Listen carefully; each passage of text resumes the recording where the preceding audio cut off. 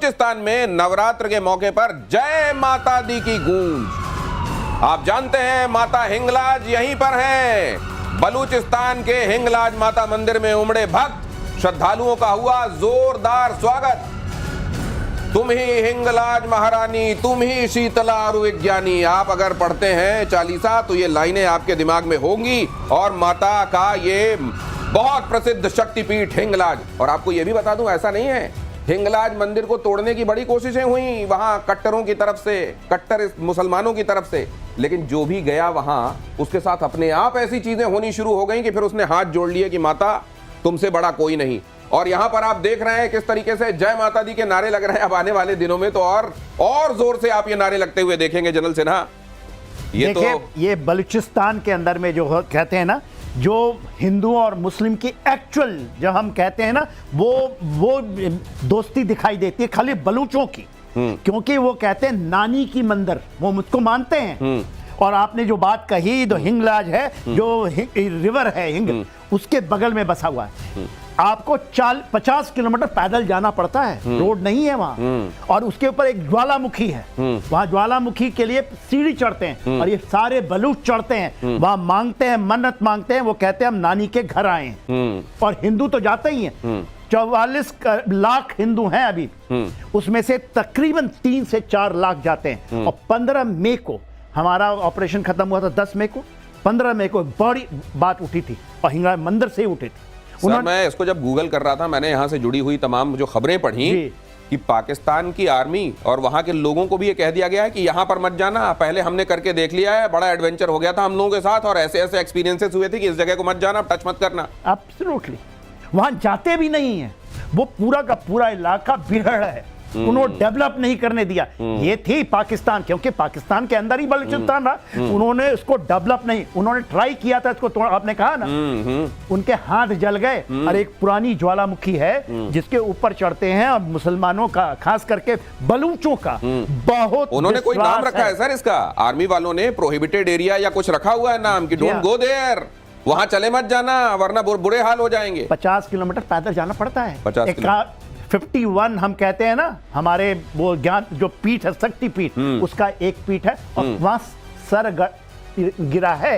जब विष्णु जी ने काटा था सर, आपको पता है ना, सती माता का शव लेकर जा रहे थे शंकर जी, तो फिर वो उनका विछोह बढ़ता ही जा रहा था। तो फिर विष्णु जी को लगा कि अगर इस तरीके से शरीर रहा ही आएगा तो इनका फिर वहां से मोह जाएगा नहीं, और इसलिए उन्होंने ये किया था। हाँ, और उनका सर वहां गिरा है, तो आप सोचिए कितनी उसकी पवित्रता होगी। हाँ। और आज हम नवरात्र के समय जहां जहां गिरे वो आप सब जानते हैं कि शक्तिपीठ हुए, और हिंगलाज माता की तो महिमा निराली है। और अभी चल रहे हैं नवरात्रि, माता हिंगलाज की जय। अगली खबर देखिए, हिजबुल्लाह चीफ नईम कासिम का बड़ा बयान।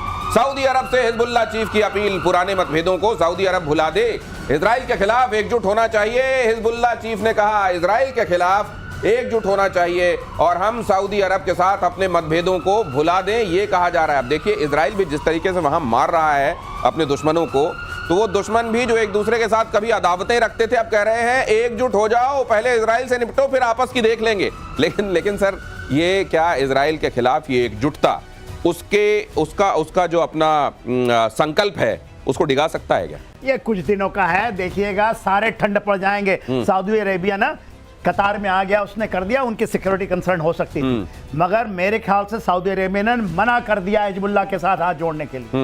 उन्होंने कहा मरे हुए हो आप, ये जाएंगे तो खुद मरेंगे। अभी एर्दोगान थोड़ा सा उछल कूद रहे हैं, वो करते हैं कि हमास भी कोई आतंकवादी संगठन नहीं है, वो कहते हैं ये लोग तो रेजिस्टेंस फोर्स हैं, मगर उनका भी दिन आने वाला है, इजराइल नहीं छोड़ने वाला इन लोगों को। और देखिए, मेरा तो ये मानना है, जो ये जिहादी फोर्सेस है, दे मस्ट गो, जो 3 H's हैं, अदरवाइज दुनिया के लिए, हमारे लिए भी बुरा समय आएगा यदि ये नहीं जाते हैं। तो वो हमारी लड़ाई लड़ रहा है और वही लोगों की लड़ाई जो कट्टरता के अगेंस्ट में पूरे विश्व के लिए बेड़ा उठाया हुआ है। भले ही देखिए, ये फ्रांस, यूके जो आ रहे हैं, जो बातें करते हैं, वो अपनी रोटियां सेक रहे हैं, हिम्मत नहीं है कि इनको रोक ले किसी तरह। इजराइल तो करेगा, मेरा ऐसा मानना है, क्योंकि वो डिटरमिन्ड है। कोई भी आतंकवाद को कहीं भी किसी भी रूप में अगर पनपा रहा है तो ये कभी ना सोचे कि ये आतंकवाद का दानव एक दिन जब दूसरों से फारिग होगा तो उसको छोड़ देगा ना। उसका पेट कभी नहीं भरता, पनपाने वाले को भी खाता है। पाकिस्तान भुगत रहा है। और अगला, गाजा पर इजराइल का हमला जारी। गाजा सिटी पर आईडीएफ का जबरदस्त अटैक। इजरायली सेना ने विस्फोटकों से भरे बख्तरबंद वाहनों को रिमोट से उड़ाया। आसपास की रिहायशी इमारतें भी मलबे में तब्दील हुई। ये आईडीएफ यहाँ किस किस तरीके से ऑपरेशन कर रहा है, हर दिन हम आपको बता रहे हैं। गाजा को समतल करके गाजा का एकदम ही नया स्वरूप सामने लाना चाह रहा है इजराइल, और अमेरिका भी इसमें साथ दे रहा है। बाद में अमेरिका के भी बहुत बड़े बड़े एम्बिशंस हैं गाजा को लेकर, लेकिन फिलहाल यहाँ पर कम से कम जो यहाँ से गंदगी हटाने वाला काम है वो तो इजराइल कर रहा है। नहीं, इजराइल तो कर रहा है। देखिए, लोग जो उसके पक्ष में खड़े होते हैं, तो मैं ये कहता हूं, बोलते हैं 50 बंधक हैं, उसमें 23 उस बचे हैं, आप उनको वापस कीजिए। 2000 बोलते हैं हमास, मगर उनको वापस कीजिए ना।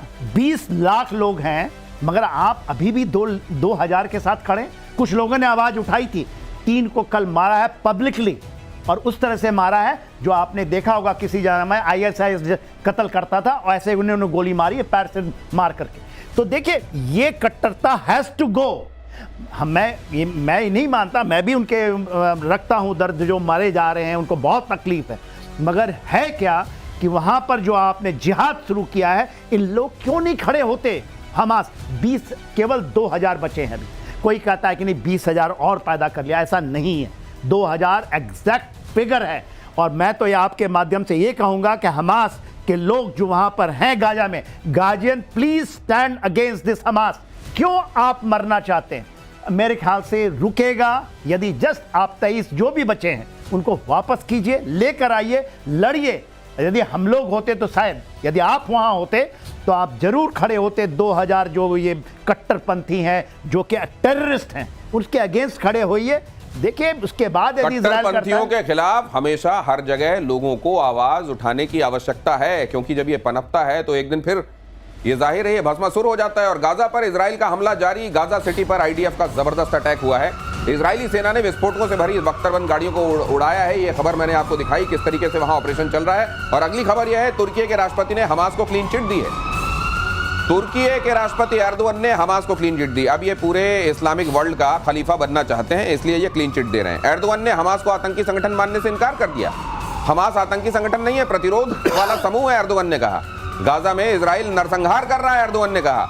गाजा में हत्याओं के लिए नेतन्याहू जिम्मेदार हैं। एर्दोगन यहां पर आपको यूनाइटेड नेशंस के मंच पर खड़े हुए दिखाई दे रहे हैं। वो कह रहे हैं कि हमास तो असल में एक प्रतिरोध करने वाला समूह है, वो एक रेजिस्टेंस फ्रंट है, वो इस तरीके का कोई आतंकवादी संगठन नहीं है जिसको इजराइल वहां पर हटा रहा है। ये देखिए, ये जो नजरिया है कि हम ये इसी नजरिए की वजह से आज वर्ल्ड सफर कर रहा है सर। और मुझे लगता है कि जब तक दुनिया में फूट डाल कर राज करने वाली जो नीयत है वो कायम है, मुझे लगता है चलता भी रहेगा। एब्सोल्युटली। देखिए, एर्दोगन आज के दिन में हमास को कोई नहीं मानता, इज ए रेजिस्टेंस फोर्स, ये मानते हैं। और कुछ लोग जो हैं अरब वर्ल्ड में भी ये शायद मानते हों, खुलकर नहीं आते। मगर अमेरिका भी इसको एक टेररिस्ट ऑर्गेनाइजेशन बोलता है। इवन यूएन के अंदर में इसको डेजिग्नेटेड टेररिस्ट ऑर्गेनाइजेशन। हमास के ऊपर नहीं, फिलिस्तीनियों के ऊपर नहीं, हमास को मानते हैं। कैसे ये यूनाइटेड नेशन के अंदर में बैटिंग कर सकते हैं? और इन नाटो के सदस्य हैं ये। तुर्की नाटो का सदस्य है। ओपन मंच में इस तरह की बातें करना, मेरे ख्याल से यदि कहते हैं तो पाकिस्तान भी नहीं कहता कि हमास को नहीं कहता कि ये रेजिस्टेंस फोर्स है। कुछ लोग बोलते होंगे, आसिम मुनीर बोलते होंगे, मगर ये बहुत बड़ी चीज है जो world must take a note of it. Next ये देखिएगा, बम्बारी। बहल, स्वागत है आपका। हाँ, बहुत स्वागत है। आपने इतने हैवी ट्रैफिक के बावजूद शो में पहुंचना था तो पहुंचना था। क्या बात है, भागते दौड़ते आप आए। और अगली खबर भागते दौड़ते मैं आपको बता देता हूं, फिलिस्तीन पर मैक्रो ने ट्रंप को दिया झटका। यूनाइटेड नेशन जनरल असेंबली में फिलिस्तीन को मान्यता देने का ऐलान। ब्रिटेन कनाडा के ऐलान के बाद फ्रांस का बड़ा फैसला। नेतन्याहू ने फिलिस्तीन की मान्यता का विरोध किया। तो ये सतत रूप से ये एक पैरेलल कॉन्फ्लिक्ट भी चल रहा है, जहां पर कई देश ऐसे हैं जो फिलिस्तीन के संदर्भ में सामने आए हैं और उन्होंने कहा कि हम इसको मान्यता देते हैं। मैक्रो ने ट्रंप को झटका दिया है इस मामले में। यूनाइटेड नेशन जनरल असेंबली में फिलिस्तीन को मान्यता देने का ऐलान किया है।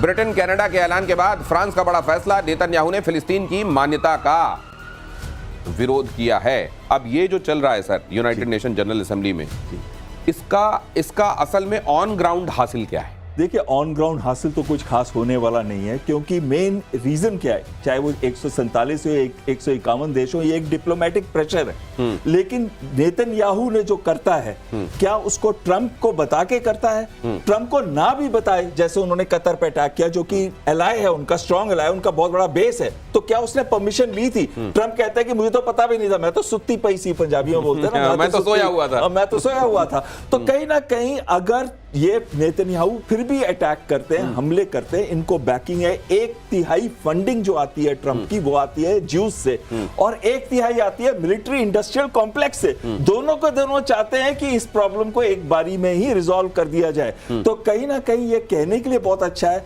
ये भी अपने डोमेस्टिक ऑडियंसेस को बता रहे हैं कि देखो हमने तो पूरी कोशिश की थी, क्योंकि राइट्स चल रहे हैं कई जगह पे, इटली में चल रहे हैं और दूसरे यूरोपियन देशों, मैंने खुद देखा एक्चुअली।